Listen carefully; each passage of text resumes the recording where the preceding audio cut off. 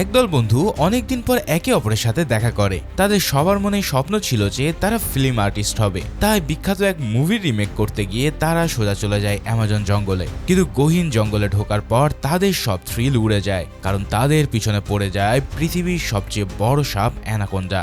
অতিকায় দানব আকৃতির এই সাপের হাত থেকে বাঁচতে তারা সব রকমের চেষ্টা করতে থাকে। তবে প্রশ্ন হচ্ছে, তারা কি শেষ পর্যন্ত বেঁচে ফিরতে পারবে? এর উত্তর দিতে হাজির হয়ে গেলাম 2025 সালে রিলিজ হওয়া অসাধারণ অ্যাডভেঞ্চার মুভি অ্যানাকোন্ডার এক্সপ্লেনেশন নিয়ে। তো চলো আর প্যাচাল না বাড়িয়ে শুরু করা যাক আজকের মুভি এক্সপ্লেনেশন। মুভি শুরুতে আমরা গহীন অ্যামাজন জঙ্গলের একটা দৃশ্য দেখতে পাই। ঘন জঙ্গলের মাঝে একটা গাড়িতে বসেছিল অ্যানা নামের এক মেয়ে এবং তার এক সঙ্গী। তারা গাড়ি থেকে বাইরে বেরোনোর সাহস পাচ্ছিল না, কারণ বাইরে তাদের জন্য অপেক্ষা করছিল এক ভয়ানক বিপদ। তবে অ্যানা তার সঙ্গীর নিষেধ সত্ত্বেও সাহস করে বাইরে বেরিয়ে আসে। তখন দূর থেকে কিছু লোক তাকে দেখে ফেলে। এরা এতক্ষণ ধরে ঘাপটি মেরে তার উপর নজর রাখছিল। অ্যানা তখন সেই লোকগুলোকে ফাঁকি দিয়ে একটা বাইকে চড়ে বসে, আর সেই বাইকটাকে প্রচন্ড গতিতে চালিয়ে সে জঙ্গলের মধ্যে উধাও হয়ে যায়। তার পিছু নেওয়া লোকগুলো জঙ্গলের মাঝে বয়ে চলা নদী দিয়ে তাকে ফলো করার সিদ্ধান্ত নেয়। তখন তারা সবাই মিলে একটা বোটে উঠে পড়ে, কিন্তু হঠাৎ তাদের মধ্যে একজনকে পেঁচিয়ে ধরে বিশাল এক অ্যানাকোন্ডা। তার সঙ্গীরা কিছু করার আগেই অ্যানাকোন্ডা সেই লোকটাকে পানির ভিতরে টেনে নিয়ে যায়। এরপরে ঠিক কি ঘটে তা আর একটু পরেই তোমরা জানতে পারবে। এদিকে পরের সিনে আমরা দেখতে পাই ডাগ নামের একজনকে, যে ছোটখাটো ভিডিও প্রোডাকশনের কাজ করে। ছোটবেলায় থেকে তার স্বপ্ন ছিল একজন ফিল্ম ডিরেক্টর হওয়া। তাই কেউ যদি তার কাছে বিয়ের ভিডিও বানাতে আসে, তখন সেও সেটাকে ফিল্ম স্টাইলে বানাতে চায়। তবে মানুষ তার এসব ইচ্ছার খুব একটা কেয়ার করে না। তাই ডাগও তার প্রফেশনাল লাইফ নিয়ে ভীষণ হতাশ। এদিকে তার এক বন্ধু গ্রিফও ঠিক একই পরিস্থিতির মধ্যে দিয়ে যাচ্ছে। সে একজন অ্যাক্টর এবং বিভিন্ন মুভিতে ছোটখাটো রোল প্লে করে থাকে, কিন্তু প্রায় সময় তার অভিনয় দেখে ডিরেক্টররা তাকে বের করে দেয়। ঠিক এমনই এক মুভির শুটিংয়ে ডায়লগ ঠিক মতো বলতে না পারায় তাকে বের করে দেওয়া হয়েছে। তাই গ্রিফও অনেক হতাশা নিয়ে বাড়ি ফিরতে থাকে, আর তখন তার চোখে একটা ফিল্মের পোস্টার আটকে যায়। এই ফিল্মের নাম ছিল অ্যানাকোন্ডা, যেটা 1997 সালে রিলিজ হওয়া একটা মুভি। তবে রিসেন্টলি এই মুভিটাকে সনি পিকচার্সের তরফ থেকে রিমেক করা হচ্ছে। এদিকে ডাগের স্ত্রী তার জন্মদিনে একটা সারপ্রাইজ পার্টির আয়োজন করে। সেখানে তার সব ছোটবেলার বন্ধুরা হাজির হয় তাকে সারপ্রাইজ দিতে। এদিকে এদের মধ্যে গ্রিফ, কেনি আর ক্লেয়ার ছিল তার সবচেয়ে কাছের বন্ধু। এই ফ্রেন্ডস গ্রুপের প্রত্যেকেই তারা ছোটবেলা থেকে ফিল্ম আর্টিস্ট হতে চাইতো, কিন্তু পরবর্তীতে কেউ তাদের নিজেদের স্বপ্ন পূরণ করতে পারেনি। তাই গ্রিফ তাদের ছোটবেলার স্মৃতিকে মনে করানোর জন্য অনেক আগে বানানো একটা শর্ট ফিল্ম প্লে করে। এই ফিল্মটাতে তারা সবাই মিলে অ্যাক্টিং করেছিল। পুরাতন সেই ফিল্মটা প্লে করার পর তারা তা দেখে বেশ মজা পায়। তাদের প্রত্যেকের ভিতরে আসলে ফিল্ম আর্টিস্ট হওয়ার মতো ট্যালেন্ট ছিল। যাই হোক, বার্থডে সেলিব্রেশন শেষে চার বন্ধু একটা রেস্টুরেন্টে খেতে আসে। সেখানে গ্রিফ সবাইকে জানায় যে সে অ্যানাকোন্ডা মুভির সমস্ত রাইট পেয়ে গেছে। যে ব্যক্তির লেখা উপন্যাস থেকে এই ফিল্ম বানানো হয়েছিল তার স্ত্রী তাকে সব রাইটস দিয়ে দিয়েছে। এই কথা শুনে ডাক তাকে জিজ্ঞেস করে যে এই রাইটস দিয়ে সে কি করবে। তখন গ্রিফ জানায় সে সবাইকে নিয়ে এই মুভির একটা রিমেক তৈরি করার প্ল্যান করছে, অর্থাৎ অ্যামাজন বনে গিয়ে একটা অ্যাডভেঞ্চারের মাধ্যমে তারা ফিল্মটি রিমেক করবে। এই কথা শুনে কেনি সবার আগে রাজি হয়ে যায়। এরপর ক্লেয়ারও রাজি হয়, কিন্তু ডগ আবারও বেঁকে বসে। তার স্ত্রী সন্তানদের ছেড়ে এই বয়সে আমাজন জঙ্গলে যাওয়ার রিস্ক সে নিতে চায় না। যদি রিমেক বানাতেই হয় তাহলে ডাককেই সেটা ডিরেক্ট করতে হবে। কিন্তু সেই যখন রাজি হলো না, তখন গিফ বেশ মন হতাশ করে বাড়ি ফিরে আসে। রাতে ডাক যখন তার স্ত্রীকে এই ব্যাপারটা জানায়, তখন সেও তাকে রাজি হয়ে যেতে বলে। কিন্তু ডাক তবুও তার মন পরিবর্তন না করে টিভি দেখতে থাকে। তবে হঠাৎ টিভি দেখতেই তার মাইন্ড চেঞ্জ হয়ে যায়, আর সে সোজা চলে আসে গ্রিফের বাড়িতে। তারপর সে যখন তাকে রাজি হওয়ার কথা বলে, তখন গ্রিফ যেন আনন্দে লাফিয়ে ওঠে। এরপর চার বন্ধু মিলে ফিল্ম তৈরির যাবতীয় প্ল্যান সাজাতে থাকে। এই মুভিটি নতুন করে তৈরি করতে তাদের অনেক কস্ট আর ক্রুর প্রয়োজন।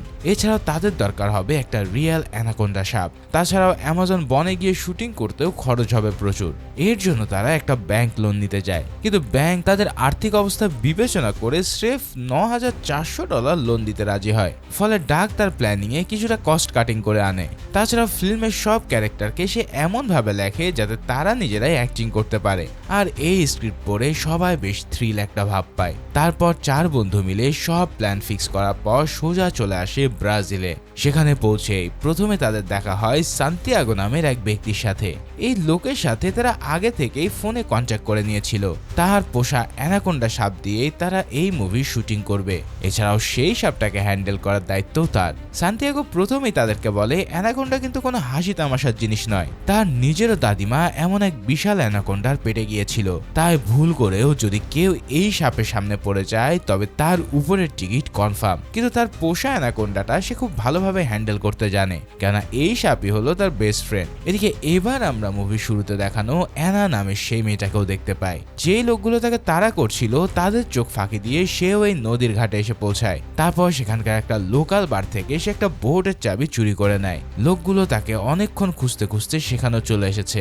এবার তাদের হাত থেকে পালানোর জন্য সে দ্রুত এই বোটটা নিয়ে ভেগে যেতে চায়, কিন্তু কাকতালীয়ভাবে নদী ক্রস করার জন্য ডাগ আর তার বন্ধুরা এই বোটটাকে ভাড়া করেছিল। অ্যানা এসে তাদেরকে জানায় এই বোট তার বাবার, আর সে এখন হসপিটালে ভর্তি থাকায় তাকে এক্ষুনি রওনা দিতে হবে। কিন্তু ডাগ তাকে অনুরোধ করে বলে যে এই মুভিটা তার সারা জীবনের স্বপ্ন, এখান থেকে নদী পার দেওয়ার মতন আর কোনো বোট না পেলে তাদের অনেক খরচ হয়ে যাবে। এদিকে ওই লোকগুলো অ্যানাকে এদিক ওদিক খুঁজে বেড়াচ্ছে, তাই অ্যানা সবার সাথে নিয়েই দ্রুত সেই বোটে উঠে পড়ে। এরপর তারা বিশাল অ্যামাজন নদী পাড়ি দিয়ে বনের ভিতরে চলে যায়। তারপর বেশ কিছুটা সময় ধরে তারা মুভির শুটিং এ ব্যস্ত থাকে। মুভির দুটো মেন রোলে অ্যাক্টিং করছিল গ্রিফ আর ক্লেয়ার, আর তারা অ্যাক্টিং করতে গিয়ে এবার কিছুটা রোমান্টিক হয়ে পড়ে। আসলে হাই স্কুল লাইফেও তারা একে অপরের প্রেমে পড়েছিল, কিন্তু পরবর্তীতে দুজনের পথ দুদিকে চলে যায়। তবে ক্লেয়ার বিয়ে করলেও সে এখন ডিভোর্স, তাই গ্রিফের সাথে পুরানো দিনের মতোই কিছুটা রোমান্টিক মুহূর্ত তৈরি হয়। অন্যদিকে সান্তিয়াগো তার সাপ নিয়ে তাদের সাথেই চলে এসেছিল। সাপ রিলেটেড সব সিনে তাদেরকে সে হেল্প করতে থাকে। এভাবেই একদিনে অনেকগুলো সিন শুট করার পর রাতে তারা একসাথে ডিনার করতে বসে। তারপর মুভিতে কিভাবে নতুন সিন অ্যাড করা যায় তা তারা অভিনয় করে দেখায়। তাদের এই কাণ্ড দেখে অ্যানা ভাবতে থাকে যে আমি কাদের মাঝে এসে পড়লাম। এদিকে রাতে যখন সবাই ঘুমিয়ে যায় তখন হঠাৎ শুটিং এর জন্য আনা সেই অ্যানাকোন্ডাটা খাঁচা খুলে বেরিয়ে পড়ে। এরপর সে ধীরে ধীরে একটা রুমে চলে আসে যেখানে গ্রিফ শুয়ে বই পড়ছিল। এই অ্যানাকোন্ডাকে দেখে তৎক্ষণাৎ সে ভয়ে চিৎকার দিয়ে ওঠে। তার চিৎকারে সবাই চলে আসলে সান্তিয়াগো অ্যানাকোন্ডাকে আবারও খাঁচায় ঢুকিয়ে নেয়। এরপর সে সবাইকে নিশ্চয়তা দেয় যে তার সাপ কারো কোনো ক্ষতি করবে না। পরের দিন সকালে উঠে তাদের মুভির শুটিং আবারও শুরু হয়। এদিকে অ্যানার কিন্তু এই সব কিছুতে একেবারে আগ্রহ ছিল না। সে হাতে একটা ম্যাপ নিয়ে কি যেন খুঁজছিল। অন্যদিকে গ্রিফ আর তার বন্ধুরা পরবর্তী সিনগুলো শুট শুরু করে। এবার গ্রিফকে এমন একটা সিনে অভিনয় করতে হবে যেখানে অ্যানাকোন্ডাটি তাকে গিলে খাবে, কিন্তু এই সিনে অ্যাক্ট করতে গিয়ে তার মোটামুটি প্যান্ট ভিজে যাচ্ছিল, কেননা সেই অ্যানাকোন্ডাটিকে তার মুখের খুব কাছে ধরে রাখতে হবে। তবুও ডাক তাকে অনেক বুঝিয়ে এই সিনের জন্য কনভিন্স করে, কিন্তু সান্তিয়াগো তার অ্যানাকোন্ডাটিকে গ্রিফের মুখের সামনে ধরতেও সে আবারও প্যানিক শুরু করে দেয়। এবার অ্যানাকোন্ডাটি অনেক কাছে চলে আসায় সে ভয়ে সেটাকে ঝেড়ে ফেলে, আর তখনই সাপটা বোটের প্রপেলারের উপরে গিয়ে পড়ে। ফলে মুহূর্তে ধারালো ব্লেডের আঘাতে সেই সাপটা টুকরো টুকরো হয়ে যায়। অ্যানাকোন্ডাটির এই অকাল মৃত্যুতে সান্তিয়াগো যেন ভীষণ হতাশ হয়ে পড়ে, কারণ এই সাপটা তার কাছের বন্ধুর মতো ছিল। তখন সবাইকে নিয়ে অদ্ভুত রীতিতে একটা ফিউনারেলের আয়োজন করে তারা, যেখানে আবার অ্যানাকোন্ডাটার জন্য তারা গানও গায়। এদিকে দূর থেকে অ্যানাকে তাড়া করে বেড়ানো সেই লোকগুলো তাদের এই অদ্ভুত কাণ্ড দেখছিল, কিন্তু হঠাৎ তাদের মধ্য থেকে একজনকে গিলে নেয় সত্যিকারের এক বন্য অ্যানাকোন্ডা। আর এই অ্যানাকোন্ডাটা ছিল সান্তিয়াগোর অ্যানাকোন্ডার চাইতেও কয়েক গুণ বিশাল। এদিকে ফিউনারেল শেষে সান্তিয়াগো বেশ স্যাড হয়েছিল। তখন গ্রিফ এসে তাকে সবকিছুর জন্য সরি বলে বিয়ার অফার করে, আর সান্তিয়াগো ড্রাঙ্ক হয়ে তার কথা শুনতে থাকে। তখন গ্রিফ তাকে বলে যে সে আদতে খুব ভালো একজন অ্যাক্টর ছিল, কিন্তু এর আগে যে ফিল্মে সে কাজ করত সেখান থেকে তাকে বিনা কারণে বের করে দেওয়া হয়েছে। তখন সান্তিয়াগো হঠাৎ তাকে বলে যে ওই লোকগুলো তোমার অভিনয়ের কদর বুঝতে পারেনি, এবার আমি তোমাকে এই মুভি কমপ্লিট করার জন্য আরো একটা অ্যানাকোন্ডা এনে দেব। মানে বিয়ার খেয়ে সান্তিয়াগো তার কথায় পুরোই পটে যায়। তবে গ্রিফকে যখন শেষ হাতে করে অ্যানাকোন্ডা খুঁজতে নিয়ে যেতে চায় তখন গ্রিফ তো ভয়ে একেবারে চুপসে ওঠে। তবে সান্তিয়াগো শেষমেশ তাকে নিয়ে অ্যানাকোন্ডা খুঁজতে বের হয়।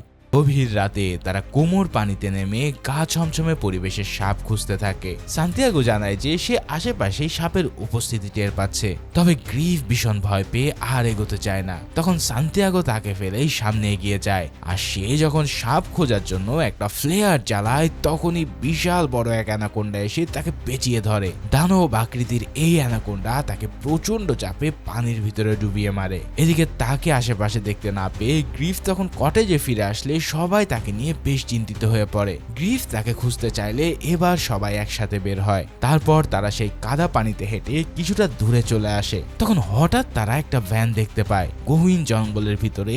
এই ভ্যানটিকে দেখে তারা বেশ অবাক হয়। মূলত এটাই ছিল সেই লোকগুলোর ভ্যান যারা অ্যানাকে খুঁজে বেড়াচ্ছিল।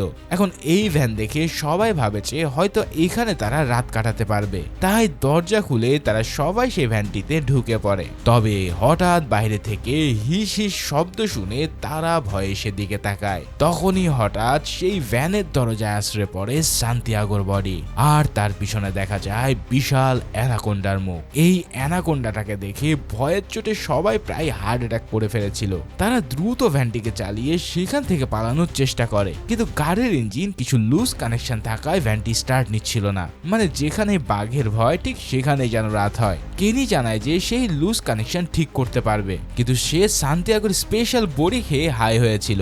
তাই সবাই একে অপরকে বাইরে গিয়ে সেই কানেকশনটার কথা ঠিক করতে বলে, কিন্তু বিড়ালের গলায় ঘন্টা বাঁধার মতো কেউ তখন রিস্ক নিতে চাইছিল না। তবে অবশেষে ডাক ভয়ে ভয়ে ভ্যান থেকে বেরিয়ে ইঞ্জিনের হুড খুলে তারগুলো জোড়া লাগায়, কিন্তু পরক্ষণেই ভ্যান স্টার্ট নিতেই সেই অ্যানাকোন্ডা এসে তাদের উপরে অ্যাটাক করে বসে।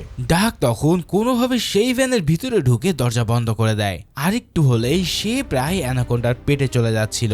এবার তারা যখন ভ্যান নিয়ে পালাতে থাকে তখন হঠাৎ কিছু লোক বাইক নিয়ে তাদের পিছু নেয়। তখন কেনি ভাবে এই লোকগুলো হয়তো জঙ্গলের আদিবাসী, তাই সে তাদের কাছ থেকে হেল্প নেওয়ার প্রস্তাব নেয়। কিন্তু অ্যানা হঠাৎ বলে ওঠে যে কোনোভাবেই ভ্যান থামিয়ে তাদের কাছে সাহায্য চাওয়া যাবে না, কারণ এরা সবাই ইল্লিগাল গোল্ড মাইনার। তাদের পথে যারাই আসে তাদের সবাইকে তারা খতম করে দেয়। এরপর হঠাৎ সেই লোকগুলো তাদের দিকে গুলি করা শুরু করে। তাতে সবাই আরো বেশি ভয় পেয়ে অ্যানার কথা পুরোপুরি বিশ্বাস করে নেয়। তখন অ্যানাও ভ্যানের ভিতর থেকে একটা রাইফেল বের করে লোকগুলোর উপরে গুলি চালাতে থাকে। এরপর সে একাই বাইকে থাকা লোকগুলোকে গুলি করে শেষ করে দেয়। তার এমন স্কিল দেখে ডাক ভীষণ ইমপ্রেসড হয়ে পড়ে। এরপর যখন তারা ভ্যান থেকে নেমে আসে তখন আর একজন লোক হঠাৎ রাইফেল হাতে তাদের মুখোমুখি হয়। সে বারবার তাদেরকে জিজ্ঞেস করতে থাকে যে অ্যানা কোথায়, তবে তারা কোনো জবাব দেওয়ার আগেই পিছন থেকে অ্যানা এসে তার মাথায় আঘাত করে। এভাবেই সেই লোকগুলোকে শেষ করে দিয়ে তারা কোনোভাবে আবারও বোটে ফিরে আসে। এবার অ্যানা সবাইকে কথা দেয় যে সে তাদেরকে ফিরে যেতে সাহায্য করবে। তবে গ্রিফ কিছুতেই মুভি শেষ না করে ফিরে যেতে চাইছিল না, তাই রাতে ডাক কিছুটা চিন্তা করে মুভির স্ক্রিপ্ট নতুন করে লেখে। সে এবার অ্যানাকেও একজন ক্যারেক্টার হিসেবে ফিল্মে ঢুকিয়ে দেয়, এমনকি তাকেই সে সবচেয়ে পাওয়ারফুল ক্যারেক্টারটা দিয়ে দেয় যেখানে মাইনারদের হাত থেকে সে সবাইকে সেভ করবে। পরের দিন অ্যানা এই সিনগুলোতে অ্যাক্টিং করলে তার অ্যাক্টিং দেখে ডাক আরো বেশি ইমপ্রেসড হয়। তবে গ্রিফ তাতে খুব একটা খুশি ছিল না, কারণ তার ক্যারেক্টারটা এখন মুভির মেইন ফোকাস থেকে সরে যাচ্ছে। এই নিয়ে সে ডাকের সাথে কিছুটা তর্কও করে। তবে এরই মাঝে তারা হঠাৎ আরেক দল ফিল্ম ক্রুকে দেখতে পায়। এই ক্রুরা তাদেরকে জানায় যে তারা অ্যানাকোন্ডা মুভিটা রিমেক করতে এসেছে। সনি পিকচার্স না এই মুভিকে তাদেরকে রিমেক করতে দিয়েছিল।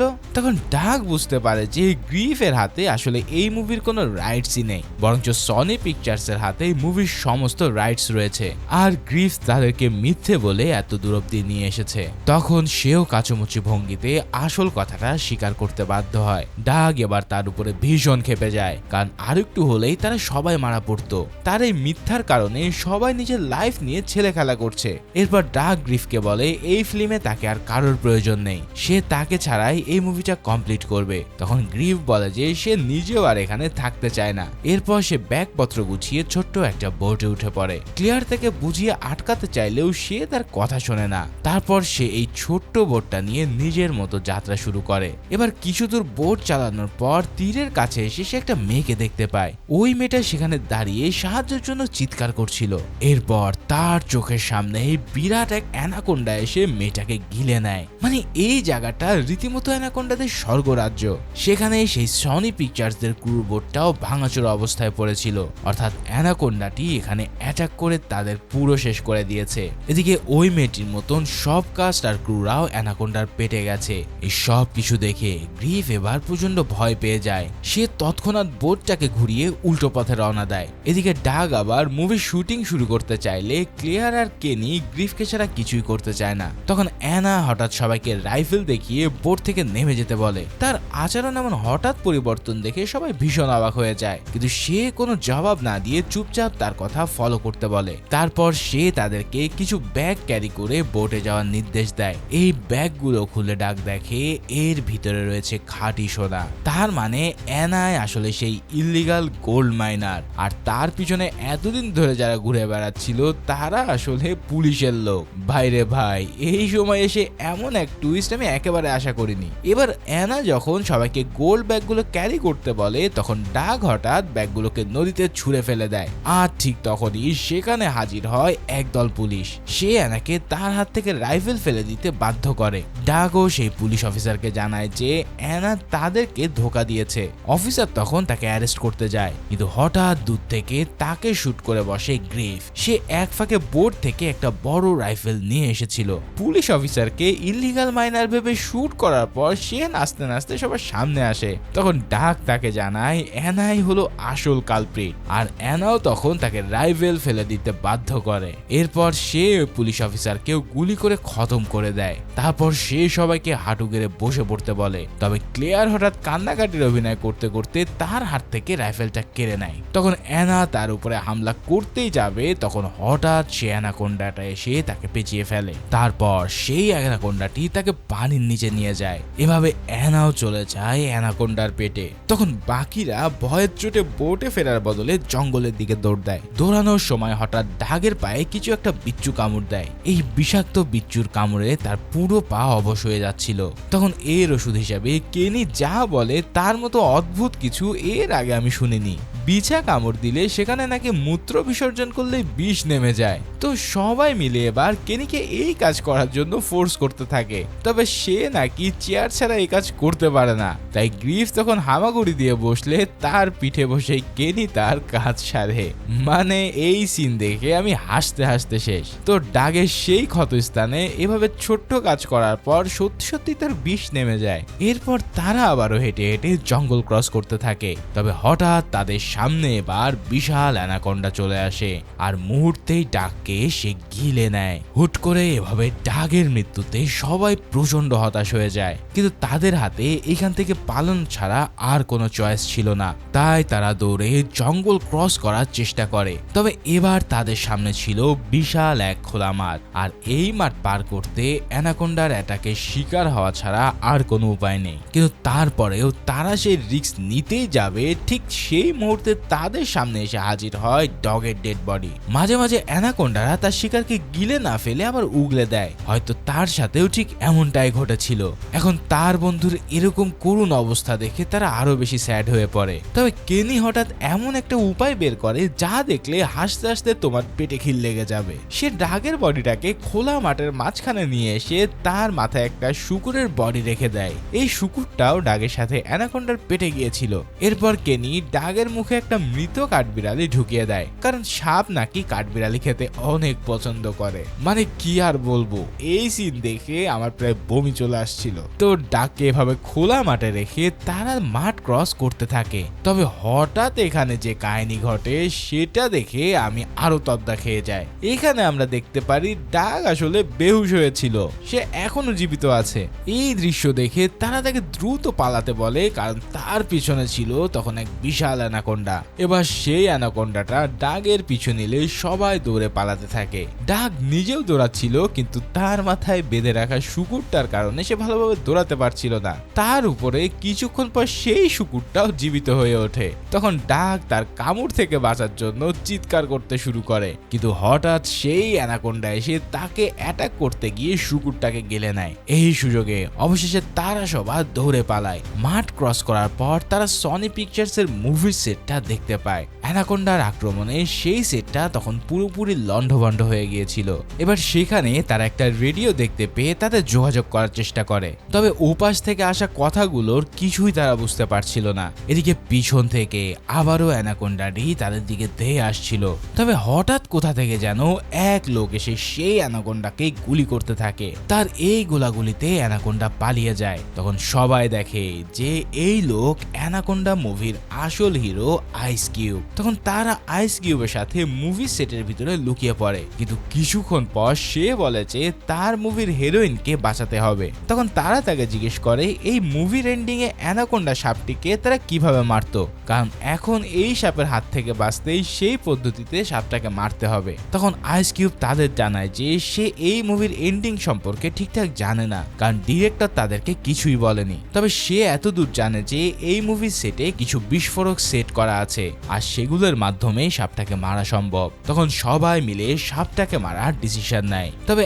আইস কিউব তখন তার হিরোইনকে খুঁজতে বেরিয়ে পড়ে। অন্যদিকে ডাগ আর গিফ প্ল্যান করে যে তারা সাপটিকে এই মুভির সেটের ভিতরে নিয়ে আসবে। এখন এক্সপ্লোসিভ গুলোকে ট্রিগার করার জন্য মুভি সেটে একটা জেনারেটর রাখা ছিল। তারা কেনি আর ক্লেয়ারকে জেনারেটর চালু করার দায়িত্ব দিয়ে নিজেরা গাড়িতে উঠে পড়ে, আর সাথে সাথে সেই বিশাল অ্যানাকোন্ডা তাদের পিছু নেয়। তখন ডাগও প্রচন্ড গতিতে গাড়ি চালায়। অ্যানাকোন্ডা বিশাল শরীরের আঘাতে আশেপাশে যা ছিল সব গুঁড়ো গুঁড়ো হতে থাকে। শেষমেশ তারা সাপটিকে মুভির সেটের ভিতরে নিয়ে আসে, তবে এক্সপ্লোসিভ ট্রিগার চালু করার পরেও সেটা বিস্ফোরিত হয় না। তখন কেনি বুঝতে পারে যে আসলে জেনারেটর চালু করতে সে ভুলে গিয়েছিল।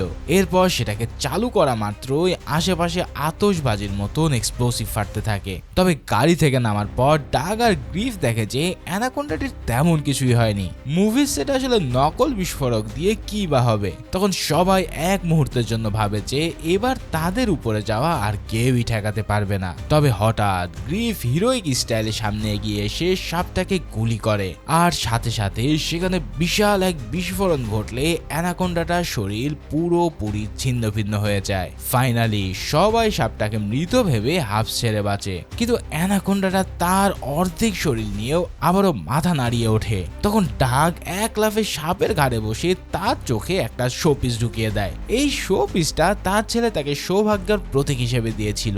তো ফাইনালি অ্যানাকোন্ডাটিকে মারার মধ্যে দিয়ে তাদের উপরে নেমে আসা সব বিপদ কেটে যায়। আর এই পুরো দৃশ্যগুলো কিন্তু তারা ক্যামেরায় রেকর্ড করেছিল। ফলে দেশে ফিরে তারা ফিল্মটাকে কমপ্লিট করে। তাদের হাতে ফিল্মের অরিজিনাল রাইটস না থাকলেও অডিয়েন্সরা কিন্তু মুভিটার অনেক প্রশংসা করে। ফলে তারা প্রত্যেকেই হয়ে ওঠে বিখ্যাত। এর কিছুদিন পর গ্রিফ আর ক্লেয়াও বিয়ে করে নেয়। গ্রিফ একটা ফেমাস টিভি সিরিজে অ্যাক্টিং এর অফার পায়। অন্যদিকে কিছুদিন পর হঠাৎ ডাগের সাথে দেখা করতে আসে বিখ্যাত অভিনেত্রী জেনিফার লোপেজ। সে ডাককে তার একটা মুভির ডিরেকশন দিতে বলে। তখন ডাক তো খুশির ঠেলায় পুরো অজ্ঞান হয়ে যায়। তো ফাইনালি চার বন্ধু তার ড্রিম লাইফ লিড করতে থাকে। তবে কাহিনী কিন্তু এখানেই শেষ না। মুভির একবারে শেষে হঠাৎ সান্তিয়াগোর জ্ঞান ফিরতে দেখা যায়। মানে অ্যানাকোন্ডাটি ডাগের মতো তাকে পুরোপুরি গিলে ফেলেনি, আর এভাবেই ডাগের মতো সেও প্রাণে বেঁচে যায়। ঠিক এই সিনের মধ্য দিয়ে এই অসাধারণ মুভিটাও এখানেই শেষ হয়।